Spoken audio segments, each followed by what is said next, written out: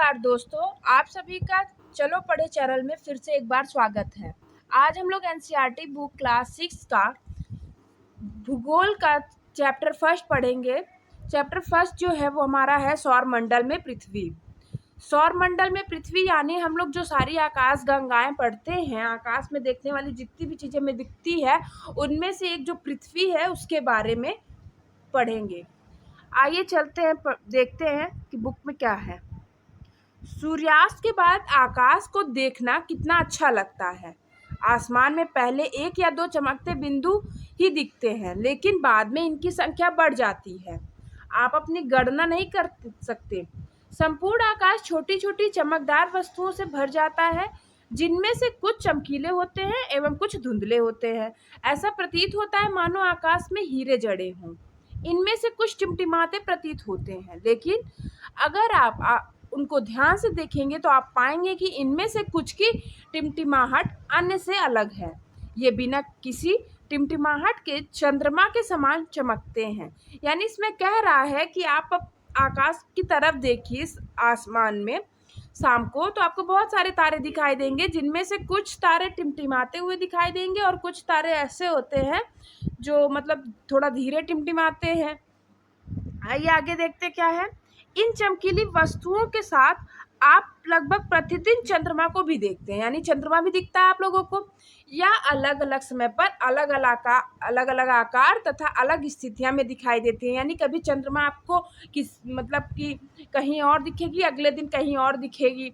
और तारे भी आप पूर्ण चंद्र को लगभग एक महीने में एक बार देख सकते हैं। यानी जो पूरा चंद्रमा गोला चंद्रमा होता है वो आप सिर्फ महीने में एक बार ही देख सकते हैं। या पूर्ण चंद्रमा वाली रात या पूर्णिमा होती है, यानी जो जिस दिन आप चंद्रमा को पूरा देखते हैं उस दिन की रात को पूर्णिमा कहते हैं। 15 दिन के बाद आप इन्हें नहीं देख सकते। यह नए चंद्रमा की रात्रि या अमावस्या होती है। यानी कि जब वो पूर्णिमा की चंद्रमा आप देखते हैं उसके 15 दिन बाद आपको चंद्रमा नहीं दिखाई देगा, क्योंकि वो हमें अमावस्या की रात का बात बताता है कि अमावस्या है।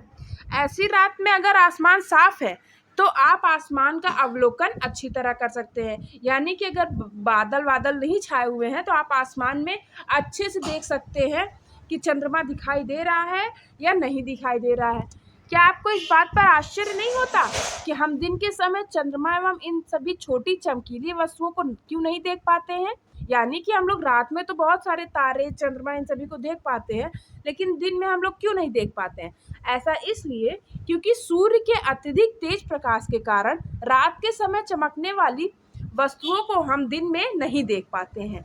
यानी जो उन लोगों की लाइटें होती हैं तारों की और उनकी, वो सूर्य के प्रकाश के आगे छिप जाती हैं, इसलिए हमें वो दिखाई नहीं देती हैं। सूर्य, चंद्रमा तथा वे सभी वस्तुएं जो रात के समय आसमान में चमकती हैं खगोलीय पिंड कहलाती हैं। यानी ये पॉइंट देखिए, ये पॉइंट इम्पॉर्टेंट है, क्वेश्चन में आता है कि खगोलीय पिंड किसे कहते हैं। तो खगोलीय पिंड जो है वो हम लोग सूर्य, चंद्रमा तथा वे सभी वस्तुओं जो रात के समय आसमान में चमकती हैं खगोलीय पिंड कहलाती हैं। अब आइए चलते हैं आगे। कुछ खगोलीय पिंड बड़े आकार वाले तथा गर्म होते हैं, ये गैस से बने हुए होते हैं। यानी जो खगोलीय पिंड होते हैं जो चमकते हुए दिखाई देते हैं वे कुछ आकार में बड़े होते हैं और वो गर्म भी होते हैं। ये गैसों से बने हुए होते हैं। इनमें क्या पाई जाती हैं? गैसें पाई जाती हैं। इनके पास अपनी ऊष्मा तथा प्रकाश होता है। मतलब जो चमकने वाली सारी खगोलीय पिंड होती है उनके पास खुद की ऊष्मा और खुद का प्रकाश होता है, जिन्हें वे बहुत बड़ी मात्रा में उत्सर्जित करते हैं। इन खगोलीय पिंडों को तारा कहते हैं। सूर्य भी एक तारा है। ये भी एक पॉइंट है कि सूर्य क्या है? सूर्य एक प्रकार का तारा है, क्योंकि वो उसके पास खुद की ऊष्मा और खुद का प्रकाश होता है। आइए चलते हैं, आगे बढ़ते हैं। जैसे देखिए इसमें तारे दिखाई दे रहे हैं। रात के समय यहाँ पे कुछ था,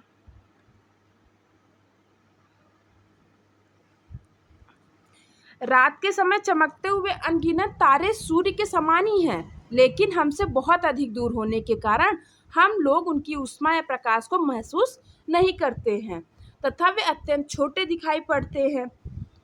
अपने आपने अवश्य ध्यान दिया होगा कि कुछ दूरी से देखने पर सभी वस्तुएं छोटी दिखाई पड़ती हैं। अत्यधिक ऊंचाई पर उड़ रहा हवाई जहाज कितना छोटा होता है।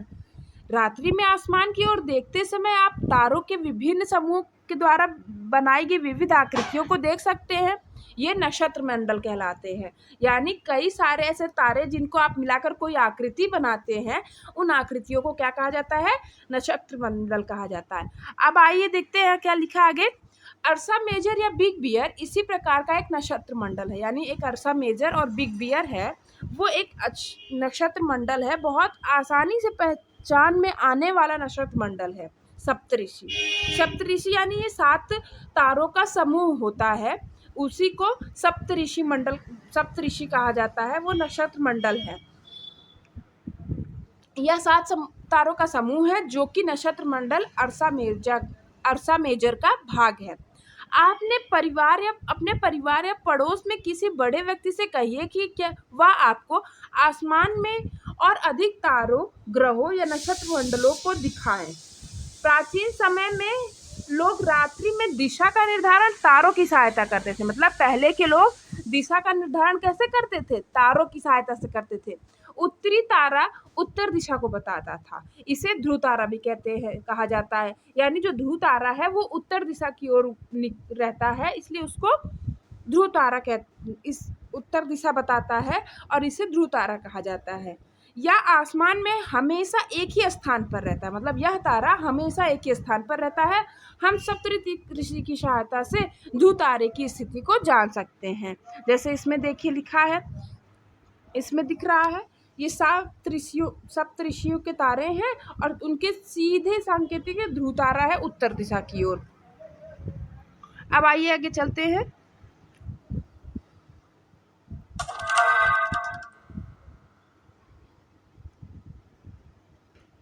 यानी सप्तऋषि मंडल के सांकेतिक तारों को आपस में मिलाते हुए एक काल्पनिक रेखा खींचिए। जैसे इसमें दिखाया गया है, खींचा गया है, काल्पनिक रेखा खींचिए जाए एवं उसे आगे की ओर बढ़ाया जाए तो यह ध्रुव तारे की ओर इंगित करेंगी। कुछ खगोलीय पिंडों में अपना प्रकाश एवं ऊष्मा नहीं होता है। यानी कुछ ऐसे भी पिंड पाए जाते हैं जिनमें अपना प्रकाश या ऊष्मा नहीं होता है, वे तारे के प्रकाश से प्रकाशित होते हैं। ऐसे पिंड ग्रह कहलाते हैं। यानी कुछ ऐसे भी खगोलीय पिंड हैं जिसमें खुद की ऊष्मा प्रकाश नहीं है और वे अपने प्रकाश से प्रकाशित ना होकर के वे तारों के प्रकाश से प्रकाशित होते हैं। ऐसे पिंड ग्रह कहलाते हैं। ग्रह जिसे अंग्रेजी में प्लैनेट कहते हैं, ग्रीक भाषा के प्लैनेटाई शब्द से बना हुआ है, जिसका अर्थ है परिभ्रमक, अर्थात चारों ओर घूमने वाले। ये पॉइंट बहुत इंपॉर्टेंट है, ये देखिए। यानी कुछ खगोलीय पिंड अपना प्रकाश या ऊष्मा नहीं होती है जिनके पास, वे क्या कहलाते हैं? वह तारों के प्रकाश से प्रकाशित होते हैं। ऐसे ही पिंड को ग्रह कहते हैं। और ग्रह किससे बना हुआ है? अंग्रेजी भाषा के प्लैनेट शब्द से बना हुआ है, जो कि एक ग्रीक भाषा है, प्लैनेटाई, जिसका अर्थ होता है परिभ्रमक, यानी चारों ओर घूमने वाले। पृथ्वी जिस पर हम रहते हैं एक ग्रह है। यानी हम लोग जिस पर रहते हैं वो पृथ्वी एक क्या है? ग्रह है, क्योंकि ये चमकता नहीं है, इसके पास खुद की ऊष्मा और प्रकाश नहीं पाए जाते हैं। यह अपना संपूर्ण प्रकाश एवं ऊष्मा सूर्य से प्राप्त करती है। यानी किससे प्राप्त करती है? सूर्य से प्राप्त करती है। जैसे हमने जाना कि सूर्य क्या था? एक तारा था, उसके पास खुद की ऊष्मा और खुद का प्रकाश है। जो पृथ्वी के सबसे नज़दीक तारा है, पृथ्वी को बहुत अधिक दूरी से, जैसे चंद्रमा से देखने पर यह चंद्रमा की तरह चमकती हुई प्रतीत होती है। यानी पृथ्वी के नज़दीक जो तारा है, पृथ्वी को बहुत अधिक दूरी से जैसे चंद्रमा को देखने पर चंद्रमा की तरह चमकती हुई प्रतीत करती है। यहाँ देखिए कुछ रोचक तथ्य दिया गया है। बृहस्पति, शनि तथा यूरेनस के चारों ओर छल्ले हैं। यानी जो हमारे 8 ग्रह हैं, 8 ग्रह में जो बृहस्पति, शनि और यूरेनस हैं, उनके चारों ओर छल्ले हैं। ये छल्ले विभिन्न पदार्थों के असंख्य छोटे छोटे पिंडों से बनी हुई हैं। यानी छोटी छोटी पदार्थों के असंख्य पिंडों से बनी हुई पट्टियां हैं। पृथ्वी से इन छल्लों को शक्तिशाली दूरबीन की सहायता से देखा जा सकता है। यानी इन जो बृहस्पति और शनि और यूरेनस है, उनके ओर जो चारों ओर छल्ले हैं, उन्हें हम लोग पृथ्वी से दूरबीन की सहायता से आसानी से देख सकते हैं। आइए अब आगे चलते हैं।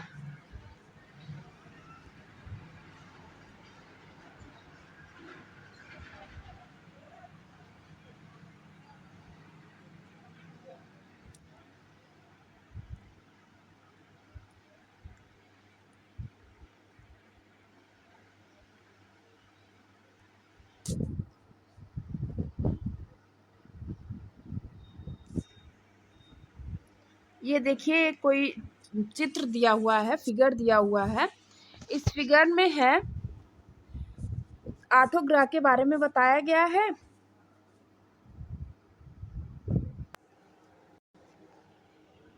अब जैसे इसमें दिया है, देखिए आठों प्लैनेट के बारे में। जैसे ये सूर्य है और उसके बाद जो आठों प्लैनेट हैं, बुध, शुक्र, पृथ्वी, मंगल, बृहस्पति, शनि, यूरेनस और नेपच्यून दिया है। अब देखिए इसमें कुछ महत्वपूर्ण तथ्य भी दिए हैं। जैसे देखिए बुध जो है सूर्य के चारों एक परिक्रमा 88 दिन में अपना अक्ष का घूर्णन, और अक्ष पर घूर्णन जो है वो 59 दिनों में करता है। यानी जो ये जो बुध है वो अपनी जो चारों ओर सूर्य की परिक्रमा करता है वो जो है वो 88 दिनों में करता है, लेकिन जो अपने ही अक्ष पे घूर्णन करता है वो 59 दिनों में करता है।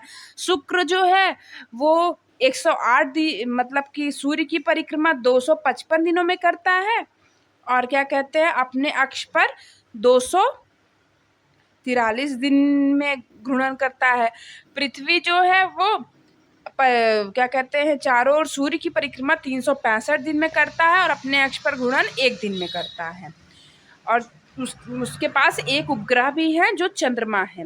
मंगल जो है वो सूर्य के चारों ओर परिक्रमा 687 दिन अपने अक्ष पर घूर्णन जो है वो 1 दिन में करता है, और क्या कहते हैं उसके पास चंद्रमा की संख्या 2 है। अब आइए पढ़ते हैं बृहस्पति के बीच में, बृहस्पति बारे में। तो बृहस्पति ग्रह जो है वो पूर्व की मतलब सूर्य की चारों ओर परिक्रमा 11 साल 11 महीने और लगभग 12 दिनों में करता है, और घूर्णन जो है वो 9 घंटे 59 मिनट, और उनके पास जो चंद्रमा की संख्या है वो 53 है लगभग। कितना है? 53 है। अब देखिए एनसीईआरटी की बुक में तो 53 ही दिया है। एक सेकेंड रुक जाइए थोड़ा।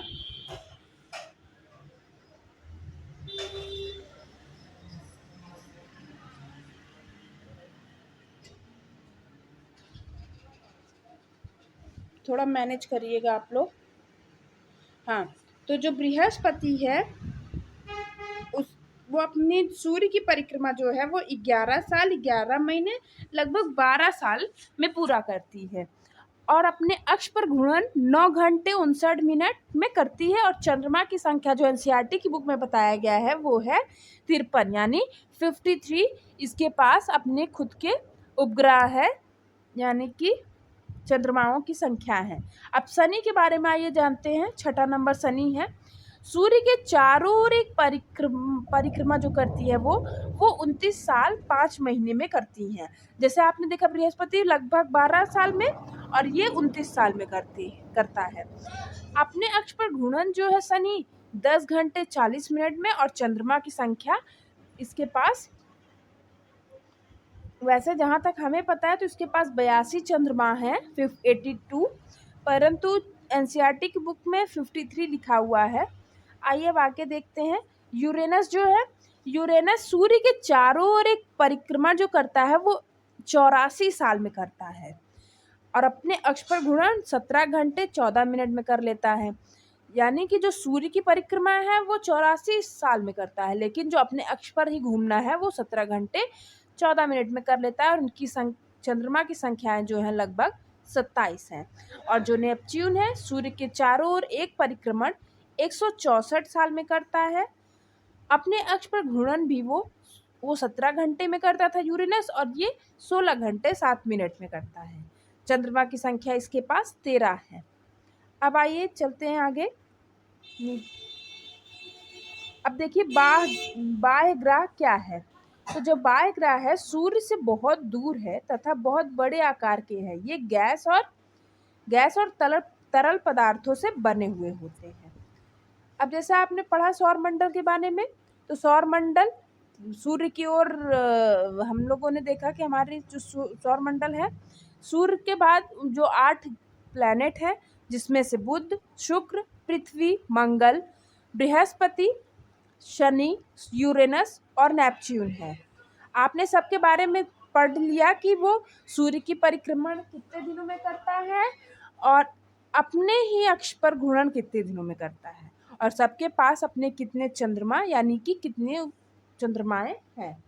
अब आइए चलते हैं आगे, देखते हैं क्या है चैप्टर में। इसमें लिखा हुआ है, क्या आप जानते हैं पौराणिक रोमन कहानियों में सोल सूर्य देवता को कहा जाता था, यानी जो सोल है वो सूर्य देवता को कहा जाता था। सौर्य शब्द का अर्थ सूर्य से संबंधित है, इसलिए सूर्य के परिवार को सौर मंडल यानी सोलर सिस्टम कहा जाता है।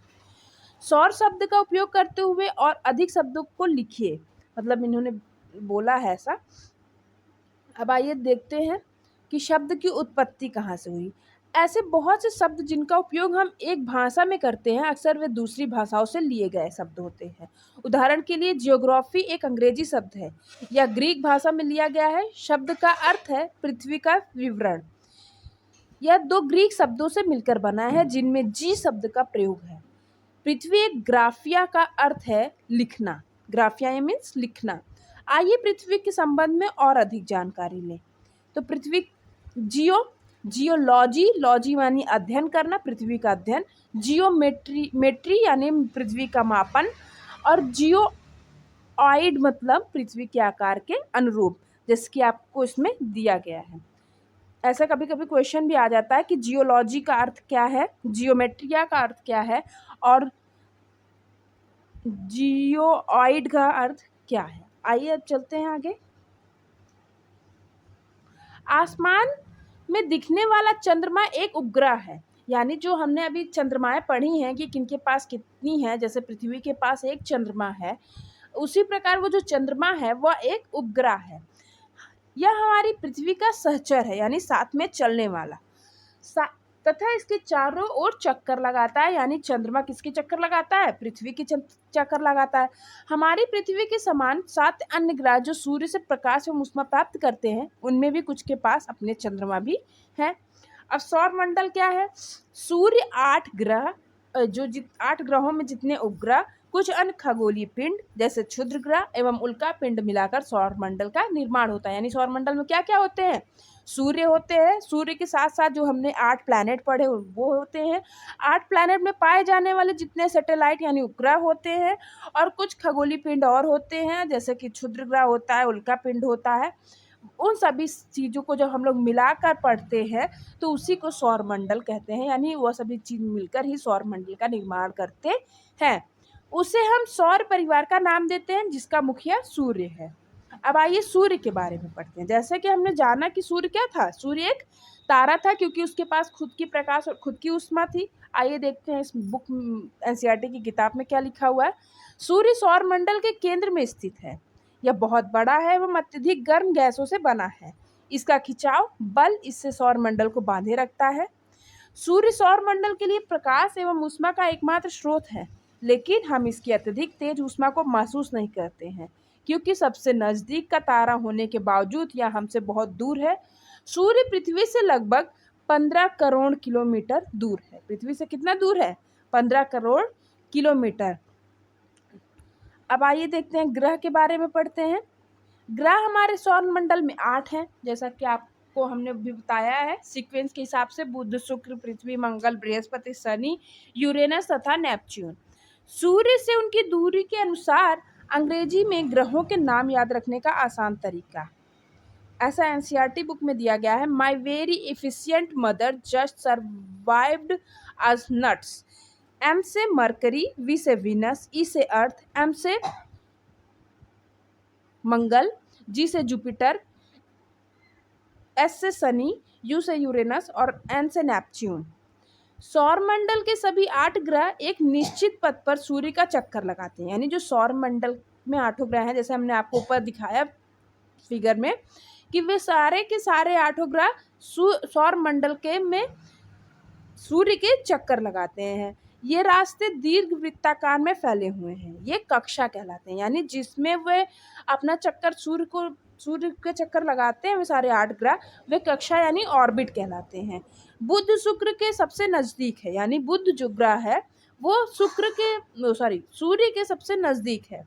अपनी कक्षा में सूर्य के चारों ओर एक चक्कर लगाने में इसे केवल 88 दिन लगते हैं।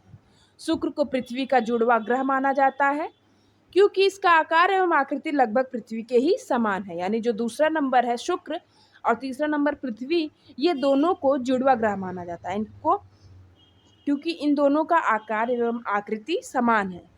अभी तक प्लूटो भी एक ग्रह माना जाता था। यानी हमारे पास 9वां ग्रह भी था प्लूटो, परंतु अंतर्राष्ट्रीय खगोलीय संगठन ने अपनी बैठक अगस्त 2006 में यह निर्णय लिया कि कुछ समय पहले खोजे गए अन्य खगोलीय पिंड 2003 UB313 सिरस तथा प्लूटो बौने ग्रह कहे जा सकते हैं। यानी उसको बौने ग्रह के उसमें कैटेगरी में डाल दिया गया और वह ग्रह से हट गया कि वह अब ग्रह एक नहीं है। आइए देखते हैं पृथ्वी के बारे में जानकारी लेते हैं। सूर्य से दूरी के हिसाब से पृथ्वी तीसरा ग्रह है। आकार में यह 5वां सबसे बड़ा है। यह ध्रुवों के पास थोड़ी चपटी, यही कारण है कि इसके आकार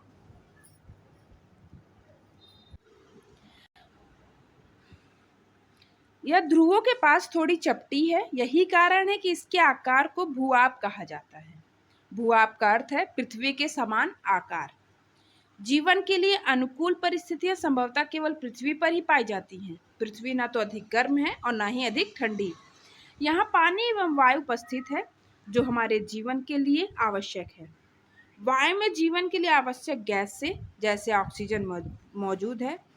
इन्हीं कारणों से पृथ्वी सौरमंडल का सबसे अद्भुत ग्रह है। अंतरिक्ष में देखने पर पृथ्वी नीले रंग की पड़ती है क्योंकि इसमें 2/3 सतह पानी से ढकी हुई है, इसीलिए इसे नीला ग्रह कहा जाता है। यानी अपने पृथ्वी के बारे में क्या पढ़ा कि पृथ्वी जो है तो तीसरा ग्रह है दूरी के हिसाब से, लेकिन आकार के हिसाब से वो 5वां सबसे बड़ा ग्रह है। यह ध्रुवों के पास तो चपटी है, इसी कारण से आकार को भूआब कहा जाता है। यहाँ पे अनुकूल परिस्थितियां पाई जाती हैं, इसी कारण यहाँ पे जीवन संभव है। जैसे कि यहाँ ना तो ज़्यादा गर्म है ना ज़्यादा ठंडी है। यहाँ पानी भी है, यहाँ वायु भी है यानी ऑक्सीजन जो हम लोग लेते हैं, और यहाँ पे आवश्यक गैसें हैं जैसे ऑक्सीजन सबसे इम्पोर्टेंट गैस है हम लोगों के लिए।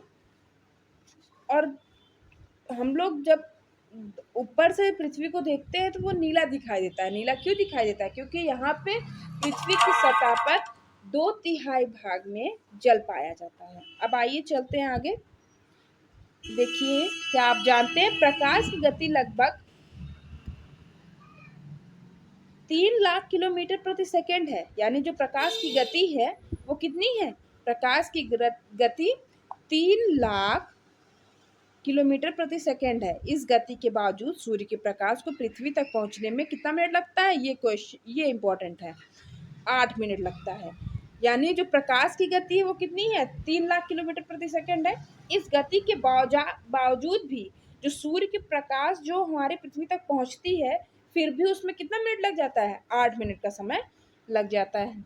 आइए आगे जानते हैं रोचक तथ्य क्या लिखा हुआ है इसमें रोचक तथ्य लिखा हुआ है कि नील आर्मस्ट्रांग पहले व्यक्ति थे जिन्होंने 20 जुलाई 1969 को सबसे पहले चंद्रमा की सतह पर कदम रखा। यानी कि जो सबसे पहला व्यक्ति था जो कि चंद्रमा के सतह पर कदम रखने वाला था वो नील आर्मस्ट्रांग था। वो 20 जुलाई 1969 को अपना पहला कदम रखा है। मालूम करो कि क्या कोई भारतीय चंद्रमा पर गया है? यानी कोई ऐसा भारतीय हो जो चंद्रमा पर गया हो। आइए आगे चलते हैं, चंद्रमा के बारे में पढ़ते हैं। चंद्रमा क्या है? जैसा कि हमने आपको बताया कि चंद्रमा एक उपग्रह है। हमारी पृथ्वी के पास केवल एक उपग्रह है चंद्रमा। इसका व्यास पृथ्वी के व्यास का केवल 1/4 है, यानी हमारी पृथ्वी जितनी बड़ी है उसका 1/4 ही उसका मतलब पृथ्वी के व्यास का 1/4 है। यह इतना बड़ा इसलिए प्रतीत होता है क्योंकि यह हमारे ग्रह में अन्य खगोलीय पिंडों की अपेक्षा नजदीक है, यानी कि हमारी पृथ्वी से बहुत नजदीक है, इसलिए हमें यह बड़ा दिखाई देता है। यह हमसे लगभग 3,84,400 किलोमीटर दूर है। कितनी दूर है? 3,84,400 किलोमीटर दूरी पर स्थित है। अब आप पृथ्वी से सूर्य एवं चंद्रमा की दूरियों की तुलना कर सकते हैं, यानी जैसा हमने आपको बताया था ना कि सूर्य की दूरी कितनी है पृथ्वी से, अब देखिए चंद्रमा की दूरी कितनी है, मतलब दोनों में आप वो कंपैरिजन कर सकते हैं, तुलना कर सकते हैं। अब आइए देखते हैं उपग्रह। एक खगोलीय पिंड है जो ग्रहों के चारों ओर उसी प्रकार चक्कर लगाता है जिस प्रकार ग्रह सूर्य के चारों ओर चक्कर लगाते हैं, यानी कि जो खगोलीय, जैसे कि हमारा ग्रह है वो सूर्य की चारों ओर परिक्रमा करता है, उसी प्रकार उपग्रह है जो वो अपने ग्रहों की चारों ओर परिक्रमा करता है। मानव निर्मित उपग्रह भी हो गए हैं एक कृत्रिम पिंड है। यह वैज्ञानिकों द्वारा बनाया गया है जिसका उपयोग ब्रह्मांड के बारे में जानकारी प्राप्त करने एवं पृथ्वी पर संचार माध्यम के लिए किया जाता है। इसे रॉकेट के द्वारा अंतरिक्ष में भेजा जाता है एवं पृथ्वी के कक्षा में स्थापित कर दिया जाता है। यानी कि जो हमारा मानव निर्मित उपग्रह है उसको बनाया जाता है किसके लिए? एक तो संचार के माध्यम के लिए और दूसरा हमें ब्रह्मांड की जानकारी के लिए। और ये जो है वो हम लोग किसके द्वारा वहाँ पर स्थापित करते हैं? अंतरिक्ष में रॉकेट के द्वारा भेजकर वहाँ पर स्थापित कर दिया जाता है। अंतरिक्ष में उपस्थित कुछ भारतीय उपग्रह इनसेट, IRS, एडुसैट इत्यादि हैं, यानी जो भारत के हैं जो मानव निर्मित उपग्रह हैं वो हैं इनसेट, IRS और एडुसैट इत्यादि हैं। आइए अब चलते हैं आगे। जैसे कि इसमें देखा गया है रॉकेट का प्रक्षेपण, रॉकेट का पृथ्वी पर गिरना, उपग्रह का कक्ष में प्रवेश करना, यही है उपग्रह सेट यानी मानव निर्मित उपग्रह। अब आइए चलते हैं आगे। जीव एवं पौधों को जीवित रखने तथा विकास करने के लिए किन तत्वों की आवश्यकता होती है? आप सोचिए इनके बारे में। आइए देखते हैं आगे। चंद्रमा पृथ्वी का एक समय लगभग 27 दिन में पूरा करता है, यानी जो चंद्रमा है वो पृथ्वी का जो चक्कर लगाता है, हमारा चंद्रमा जो है वो पृथ्वी का जब चक्कर लगाता है वो 27 दिनों में पूरा करता है।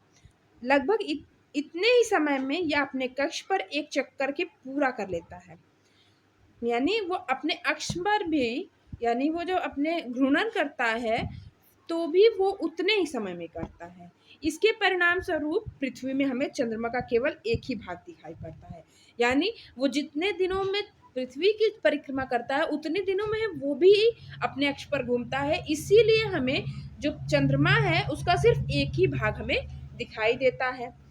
चंद्रमा की परिस्थितियां जीवन के लिए अनुकूल नहीं है।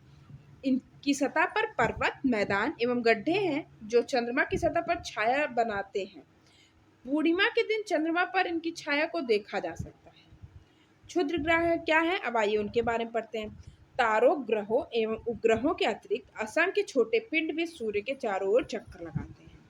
इन पिंडों को क्षुद्र ग्रह कहा जाता है, यानी जो छोटे छोटे पिंड होते हैं उन्हें क्षुद्र ग्रह कहते हैं। ये मंगल, बृहस्पति की कक्षाओं के बीच में पाए जाते हैं। वैज्ञानिकों के अनुसार क्षुद्र ग्रह के ही भाग होते हैं, यानी ग्रहों के ही भाग होते हैं जो कि बहुत वर्ष पहले विस्फोट के बाद ग्रहों से टूटकर अलग हो जाते हैं। यानी जब एक ग्रह दूसरे ग्रह से टकराया होगा या फिर जब वो विस्फोट हुआ होगा, उनके जो छोटे छोटे ग्रह हो रहे होंगे वे जो वहीं पे रह जो हमारे बृहस्पति और मंगल के ग्रहों के बीच में रह गए हैं छोटे छोटे क्षुद्र ग्रह, वे ग्रहों के ही भाग रहे होंगे। आइए अब उल्का पिंड के बारे में पढ़ते हैं। सूर्य के चारों ओर चक्कर लगाने वाले पत्थरों के छोटे छोटे टुकड़ों को उल्का पिंड कहते हैं, यानी सूर्य के जो चारों ओर चक्कर लगाते हैं पत्थर, यानी छोटे छोटे पत्थर होते हैं, उन्हें उल्का पिंड कहते हैं। कभी कभी ये उल्का पिंड पृथ्वी के इतने नजदीक आ जाते हैं कि इनकी प्रवृत्ति पृथ्वी पर गिरने की हो जाती है, यानी कुछ उल्का पिंड ऐसे भी होते हैं जो पृथ्वी के इतने नजदीक आ जाते हैं कि ऐसा लगता है कि वो पृथ्वी पर गिर जाएंगे। इस प्रक्रिया के दौरान वायु के साथ घर्षण होने के कारण ये गर्म होकर जल जाते हैं, यानी कुछ ऐसे भी उल्का पिंड होते हैं जो वायु के साथ घर्षण होने पर यानी रगड़ खाने पर वे गर्म हो जाते हैं और गर्म होने पर वे जलने लगते हैं। फलस्वरूप चमकदार प्रकाश उत्पन्न होते हैं। कभी-कभी छोटे उल्का पूरी तरह जले बिना पृथ्वी पर गिरती है, जिससे धरातल पर गड्ढे बन जाते हैं। कुछ-कुछ ऐसे भी उल्कापिंड होते हैं जो बिना जले ही पृथ्वी पर गिरते हैं और मतलब कि पृथ्वी की सतहों पर गड्ढे बनाते हैं। क्या आपने तारों वाले खुले आकाश में एक ओर से दूसरी ओर तक फैली चौड़ी सफेद पट्टी की तरह एक चमकदार रास्ते को देखा है? यानी कभी-कभी आपने आसमान में देखा होगा ना कि एक सफेद पट्टी ऐसे खींची हुई है, या लाखों तारों का समूह है, यानी वहां पे बहुत सारे तारे हैं। यह पट्टी आकाश गंगा है, यानी मिल्की वे है। क्या है यह पट्टी? आकाश गंगा कहलाती है। हमारा सौर मंडल इस आकाश गंगा का एक भाग है, यानी हमारे आकाश गंगा का क्या नाम है? मिल्की। हमारे जो सौर मंडल का नाम है वो आकाश गंगा है। प्राचीन भारत में इसकी कल्पना आकाश में प्रकाश की एक बहती नदी से की गई थी। इस प्रकार इसका नाम आकाश गंगा पड़ा। यानी आकाश गंगा कैसे पड़ा कि जब बहुत पहले प्राचीन भारत में इसकी कल्पना आकाश में प्रकाश जो बह रही थी वो बहती नदी में से की गई थी। यानी ऐसा लग रहा था कि वहां पे नदी बह रही है जैसे सब वो चमकती हुई, इसीलिए उसका नाम आकाश गंगा पड़ा। यानी गंगा यानी नदी, आकाश यानी आसमान। आकाश गंगा करोड़ों तारों, बादलों तथा गैसों की एक प्रणाली है। यानी आकाश गंगा क्या है?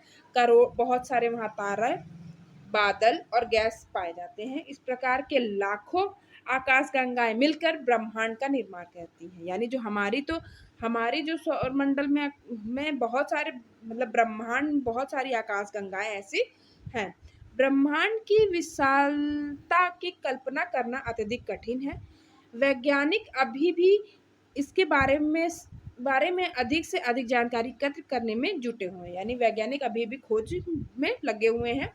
इसके आकार के संबंध में हमें कोई जानकारी नहीं, लेकिन फिर भी हम जानते हैं कि हम सभी इसी ब्रह्मांड के हिस्सा है। आइए देखते हैं। जैसे कि हमने देखा यहाँ पे ये पृथ्वी है, पृथ्वी से सौर मंडल, हमारा सौर मंडल का नाम आकाश गंगा, और ब्रह्मांड में ऐसी बहुत सारी आकाश गंगाएं मिलती हैं। क्या आप ब्रह्मांड के साथ अपना संबंध बता सकते हैं? आप पृथ्वी पर हैं तथा पृथ्वी सौर मंडल का एक भाग है। हमारा सौर मंडल आकाश गंगा यानी हमारे सौर मंडल का नाम क्या है? आकाश गंगा है, का एक भाग है जो ब्रह्मांड का हिस्सा है। ब्रह्मांड से जुड़े इस तथ्य पर विचार कीजिए, इसमें लाखों आकाश गंगाएं मौजूद हैं। जैसा कि इस चित्र में आपका स्थान कहाँ है? मतलब इसमें कह रहा है कि आप पता लगाइए कि आप ब्रह्मांड के संबंध के बारे में बातें करिए। ये देखिए, आइए आपका सारा चैप्टर खत्म हो गया है। यहाँ से नीचे से क्वेश्चन आंसर हैं। आप सभी को बहुत बहुत धन्यवाद। अब अगला चैप्टर हम जल्द ही लाएंगे। सेकंड चैप्टर हम कल ले आएंगे जियोग्राफी का। इसी के साथ बहुत बहुत धन्यवाद। अगर आपको हमारा वीडियो अच्छा लगा हो तो लाइक कीजिएगा, शेयर कीजिएगा और सब्सक्राइब कीजिएगा। बहुत बहुत धन्यवाद।